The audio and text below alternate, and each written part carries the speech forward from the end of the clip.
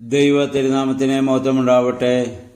Bible reading പ്രോഗ്രാമിൽ സംബന്ധിക്കുന്ന ഏവർക്കും കർത്തൃനാമത്തിൽ സ്നേഹവന്ദനം. ഉൽപ്പത്തി പുസ്തകം 36 അധ്യായം നമ്മളിന്ന് വായിക്കുന്നു.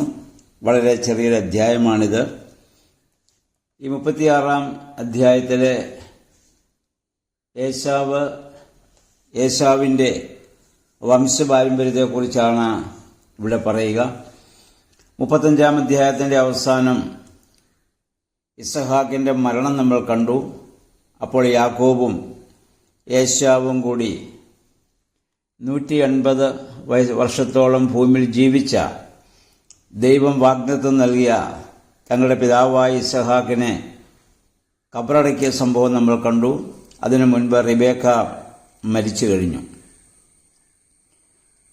അതിനുശേഷം ഏശാവിൻ്റെ ഈ ഒരു അധ്യായം മുഴുവൻ ഏശാവിൻ്റെ ആ വംശപാരമ്പര്യങ്ങളെക്കുറിച്ചാണ് ഇപ്പോൾ പറയുക. ഇതിനു മുൻപ് നമ്മൾ വായിച്ചതെല്ലാം യാക്കോബിനെ കുറിച്ചായിരുന്നു. ഏശാവ് ഏദോമിൻ്റെ പിതാവാണ്. ഈ ഏദോമ്യർ ഇസ്രായേൽ ജനത്തിൻ്റെ മരുഭൂയാത്രയിൽ അവരെ ഒരുപാട് ഉപദ്രവിച്ചിട്ടുള്ള ഒരു സമൂഹമാണ്. ഇപ്പോൾ ഏശാവും യാക്കോബും സ്നേഹത്തിലാണ്. എന്നാൽ കുറേ വർഷങ്ങൾ കഴിയുമ്പോൾ, നൂറ്റാണ്ടുകൾ കഴിയുമ്പോൾ, അവരുടെ തലമുറകളിൽ വരുമ്പോൾ ഏശാവിൻ്റെ മകൻ ഏദോമിൻ്റെ ആ പാരമ്പര്യത്തിൽപ്പെട്ടവരൊക്കെയും ഇസ്രായേൽ ജനത്തെ വളരെയേറെ ഉപദ്രവിക്കുന്നതായി നമുക്ക് കാണാൻ പറ്റും. അഹങ്കാരം കൊണ്ട് നിറഞ്ഞതായ ഒരു ജനസമൂഹമായിരുന്നു ഏദോമ്യർ. ഒബേദ്യാവിൻ്റെ പുസ്തകം വളരെ ചെറിയ ഒരു പുസ്തകമാണ്. വെറും 21 വാക്യങ്ങൾ മാത്രമുള്ള ചെറിയ പുസ്തകമാണ്. അതിൽ ഇസ്രായേലിൻ്റെ പരമ്പരാഗത ശത്രുവായ ഏദോമിൻ്റെ ദ്രോഹങ്ങൾക്കുള്ള പ്രതികാരം ആസന്നമായിരിക്കുന്നു എന്ന ഒബേദ്യാവ് പ്രവചിക്കുകയാണ്. യാക്കോബിൻ്റെ ആ പതനത്തിൽ സന്തോഷിച്ച ഏദോം അന്യാധീനമാകും, ഏദോമിൻ്റെ മല തകർക്കപ്പെടുമെന്നുള്ളതായ ഒരു പ്രവചനം. അതിൻ്റെ 3-4 വാക്യങ്ങൾ നമ്മൾ വായിക്കുന്ന പ്രകാരമാണ്: പാറപ്പിളർപ്പുകളിൽ വസിക്കുന്നവളും ഉയർന്ന മലമുകളിൽ ആസ്ഥാനം ഉറപ്പിച്ചവളും ആർക്ക് എന്നെ താഴെ ഇറക്കാനാവുമെന്ന് ഹൃദയത്തിൽ പറയുന്നവളുമായ നിന്റെ അഹങ്കാരം നിന്നെ വഞ്ചിച്ചിരിക്കുന്നു. നീ കഴുകനെ പോലെ ഉയർന്നു പറന്നാലും നക്ഷത്രങ്ങളുടെ ഇടയിൽ കൂടുകൂട്ടിയാലും അവിടെ നിന്ന് നിന്നെ ഞാൻ താഴെ ഇറക്കും. അത്രമാത്രം ഉന്നതമായ അഹങ്കാരത്തിൻ്റെ ഒരു വലിയ പ്രതീകമായിരുന്നു ഏദോം എന്ന് പറയുന്ന ജാതി, ഏശാവിൻ്റെ വംശപാരമ്പര്യത്തിൽപ്പെട്ട ആളുകൾ. തങ്ങൾക്ക് ദൈവത്തെ ആവശ്യമില്ലെന്ന് പറയുന്നതായ ഒരു ജനസമൂഹമാണത്. ദൈവവുമായി അവർക്ക് യാതൊരു ബന്ധവുമില്ലായിരുന്നു. ഏശാവിനെ നമ്മളോട് വായിക്കുന്ന ബഹുഭാര്യമാരാണ്. അതുതന്നെ പാപം ചെയ്യുവാനും അഹന്തയുണ്ടാകാനും ഒക്കെ ഒരു പ്രധാന കാരണമായി അത് നമ്മൾ കാണുന്നുമുണ്ട്. അതിൻ്റെ ഒരു 31 വാക്യത്തിലേക്ക് നമ്മൾ വരുമ്പോൾ കാണുന്നത്, ഇസ്രായേലിൽ രാജാക്കന്മാർ ഉണ്ടാകുന്നതിനു മുൻപ് ഏശാവിൻ്റെ വംശത്തിൽ രാജാക്കന്മാരുടെ ഭരണമുണ്ടായിരുന്നു എന്നുള്ളതാണ്. ഇസ്രായേൽ രാജഭരണം ആരംഭിക്കുന്നതിന് മുൻപ് ഏതോ നാട്ടിലെ ഭരണാധികാരികൾ ഇവരായിരുന്നു എന്ന് പറഞ്ഞ് കുറേ പേരുകൾ നമ്മളിവിടെ വായിക്കുന്നുണ്ട്. ഈ ജാതികളുടെ രാജാക്കന്മാരെ കണ്ടിട്ടാണ് ഇസ്രായേൽ ജനം ശമൂവേലിനോട് പിന്നീട് തങ്ങൾക്കും രാജാവിനെ വാഴിച്ചു തരണം എന്ന് പറഞ്ഞത്. ഇവരുടെ ഈ രീതി കണ്ടിട്ടാണ്. യഹോവയായ ദൈവം പറഞ്ഞതാണ് ആവശ്യമില്ല എന്ന്, പക്ഷേ അവരത് നിർബന്ധിച്ചു. പിന്നീട് അതിൻ്റെ പരിണിത ഫലം ഒരുപാട് ഇസ്രായേൽ ജനം അനുഭവിക്കേണ്ടി വന്നതും പിന്നീടുള്ള ചരിത്രത്തിൽ നമുക്ക് കാണാവുന്നതാണ്. ഈ ഏശാവിൻ്റെയും യാക്കോബിൻ്റെയും ഈ ജീവിതവും ആ സംഭവവും നമ്മെ പഠിപ്പിക്കുന്ന ഒരു സത്യമുണ്ട്.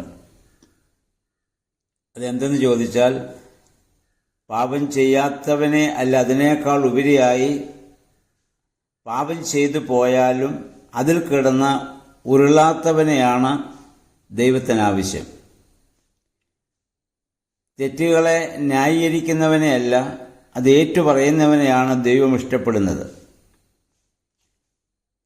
പുതിയ നിയമത്തിൽ പത്രോസ് അപ്പോസ്തലന്റെ ജീവിതം നമുക്കറിയാം. ദൈവത്താൽ വിളിക്കപ്പെട്ടവനാണെങ്കിലും ഒരുപാട് കുറവുകളും വീഴ്ചകളൊക്കെ അവിടെ സംഭവിക്കുന്നുണ്ട്. യേശുവിനെ പോലും അവസാനം അദ്ദേഹം തള്ളിപ്പറയുന്നുണ്ട്. പക്ഷേ ദൈവം അവനെ വീണ്ടും 3 പ്രാവശ്യം യേശുവിനോടുള്ള സ്നേഹം ഏറ്റുപറയിപ്പിച്ച് സഭയുടെ നിയന്ത്രണവും അല്ലെങ്കിൽ പരിശുദ്ധ സഭയുടെ തലവനായി പത്രോസിനെ ദൈവം അവിടെ ആക്കി വയ്ക്കുന്നത് യോഹന്നാന്റെ സുവിശേഷം അവസാന അധ്യായത്തിൽ നമുക്ക് കാണാൻ സാധിക്കുന്നുമുണ്ട്. മാനുഷിക ബലഹീനതയാലും സാഹചര്യങ്ങളുടെ സമ്മർദ്ദങ്ങളാലും ഒക്കെ ഒരുപാട് കുറവുകളും ബലഹീനതകളൊക്കെ ജീവിതത്തിൽ സംഭവിച്ചിട്ടുണ്ട്. പക്ഷേ അതിൽ കിടന്ന് ഉരുളാൻ അദ്ദേഹം ഒരിക്കലും ശ്രമിച്ചിട്ടില്ല. അതിൽ നിന്നൊക്കെ പിന്നെ പശ്ചാത്തപിച്ച് യേശുവിനെ കഴിഞ്ഞപ്പോൾ ആ സമയത്ത് ഭയപ്പെട്ടാണ് അത് ചെയ്തത്. ജീവനെ ഭയപ്പെട്ട് ചെയ്തതാണെങ്കിലും പിന്നെ അദ്ദേഹം പൊട്ടിക്കരഞ്ഞത് നമ്മൾ കാണുന്നുണ്ട്. പൗലോസ് അപ്പോസ്തലന്റെ ജീവിതം നമ്മൾ പഠിക്കുമ്പോഴും അദ്ദേഹം ശൗലായിരുന്നുകൊണ്ട് ക്രൈസ്തവ സമൂഹത്തെ മുഴുവൻ പീഡിപ്പിച്ച് യേശുവിന്റെ നാമം പറയുന്നവരെ കൊല്ലുവാൻ കൂട്ടുനിന്ന് സ്തേഫാനോസിനെ കല്ലെറിയുന്നവരുടെ വസ്ത്രം സൂക്ഷിച്ചവരെ സപ്പോർട്ട് ചെയ്ത ഒരു വ്യക്തിയായിരുന്നു അദ്ദേഹം. എന്നാൽ ഒറ്റ ദിവസം കൊണ്ട് ദൈവത്തിന്റെ ഒരു പ്രത്യക്ഷപ്പെടൽ കൊണ്ട് പൂർണ്ണമായും അദ്ദേഹം അവിടെ മാറ്റപ്പെട്ടു. ആർക്കെതിരായിട്ട് താൻ ഇതുവരെ പ്രവർത്തിച്ചോ ആ യേശുവിന്റെ നാമത്തിൽ മരിക്കാൻ പിന്നീട് അദ്ദേഹം തയ്യാറാവുകയും അദ്ദേഹം പിന്നെ മരിക്കുകയും ചെയ്തു. പുതിയ നിയമത്തിൽ ഏറ്റവും കൂടുതൽ ലേഖനങ്ങൾ എഴുതി ഏറ്റവും കൂടുതൽ ക്രൈസ്തവ സഭയ്ക്ക് സംഭാവന നൽകിയ വ്യക്തിയായി പൗലോസിന് പിന്നെ മാറാൻ സാധിക്കുന്നു എന്നുള്ളതാണ്. അദ്ദേഹത്തിനും അന്നത്തെ സാഹചര്യത്തിൽ അദ്ദേഹത്തിന്റെ പരിമിതമായ ദൈവത്തെക്കുറിച്ചുള്ള ആ ഒരു ബോധ്യത്തിൽ നിന്ന് യേശുവിനെ വേണ്ട രീതിയിൽ മനസ്സിലാക്കാതെ ധാരാളം തെറ്റുകുറ്റങ്ങൾക്ക് കൂട്ടുനിൽക്കുകയും അപ്രകാരം അദ്ദേഹം പ്രവർത്തിക്കുകയും ചെയ്തു. എന്നാൽ സത്യം വെളിവായി കഴിഞ്ഞപ്പോൾ പിന്നീട് സത്യത്തിനു വേണ്ടി എന്നും നിലനിൽക്കുവാനും മരിക്കുവാനും തയ്യാറാകുന്നൊരു മനുഷ്യനെ നമുക്കവിടെ കാണാൻ സാധിക്കുന്നുണ്ട്. നമുക്കും ജീവിതത്തിൽ ഇതുപോലുള്ള കുറവുകളും ബലഹീനതകളൊക്കെ സംഭവിച്ചേക്കാം. അതിൽ കിടന്ന് ന്യായീകരണം പറയാതെ അല്ലെങ്കിൽ യൂദോസ് കറിയാത്തയെ പോലെ ജീവിതം അവസാനിപ്പിക്കാതെ വീണ്ടും ആ തെറ്റ് തിരുത്താനുള്ള ഒരാഗ്രഹം നമുക്കുണ്ടെങ്കിൽ, ഒരു പശ്ചാത്താപം നമുക്കുണ്ടെങ്കിൽ ദൈവം നമ്മെ എടുത്ത് ശക്തമായി ഉപയോഗിക്കും. അങ്ങനെയുള്ളവരെയാണ് ദൈവം പിന്നീട് യഥാസ്ഥാനപ്പെടുത്തുകയും ചെയ്യും. അതുകൊണ്ട് ഇവരൊക്കെ നമ്മുടെ ജീവിതത്തിൽ നമുക്ക് ഇവരുടെയൊക്കെ ചരിത്രം പഠിക്കുമ്പോൾ ഇതിൽ നിന്നൊക്കെ നല്ല പാഠങ്ങളെ ഉൾക്കൊള്ളുവാനും അതനുസരിച്ച് നമ്മുടെ ജീവിതത്തെ ക്രമപ്പെടുത്തുവാനും നമുക്കിടയാവണം. വേദപുസ്തക വായനയുടെയൊക്കെ ആത്യന്തികമായ ലക്ഷ്യം അതാണ്. ജീവിതത്തിൽ നമുക്ക് പരിവർത്തനം ഉണ്ടാവുക എന്നുള്ളതാണ്. വെറുതെ ഒരു ചരിത്രം വായിച്ച് വിടുന്ന ലാഘവത്തോടെ വിശുദ്ധ ബൈബിൾ നമ്മൾ വായിച്ചു വിടരുത്. അതിലെ ഓരോ സംഭവങ്ങളും നമ്മുടെ ജീവിതവുമായി നമ്മൾ താരതമ്യം ചെയ്ത് നാം ഇപ്പോൾ ഏതവസ്ഥയിലായിരിക്കുന്നു എന്ന് ചിന്തിക്കുവാൻ നമുക്കിടയാവണം. അങ്ങനെ അവരിൽ നിന്ന് നല്ല പാഠത്തെ ഉൾക്കൊണ്ടുകൊണ്ട് ആധ്യാത്മികതയിൽ ഒരു വളർച്ച പ്രാപിപ്പാൻ തക്കവണ്ണം നമ്മുടെ വേദവായനകളും പഠനങ്ങളും ധ്യാനങ്ങളൊക്കെ നമ്മെ സഹായിക്കണം. ആ ആഗ്രഹത്തോടുകൂടി പ്രാർത്ഥനയോടുകൂടി എല്ലാവരും വേദപുസ്തകം വായിക്കുകയും ഇതിൽ നിന്ന് ലഭിക്കുന്ന ഉൾക്കാഴ്ച അനുസരിച്ച് നമ്മുടെ ജീവിതത്തെ നമുക്ക് രൂപാന്തരപ്പെടുത്തുവാനിടയാകട്ടെ. ദൈവത്തിൻ്റെ പരിശുദ്ധാത്മാവ് അതിനെല്ലാവരെയും സഹായിക്കട്ടെ.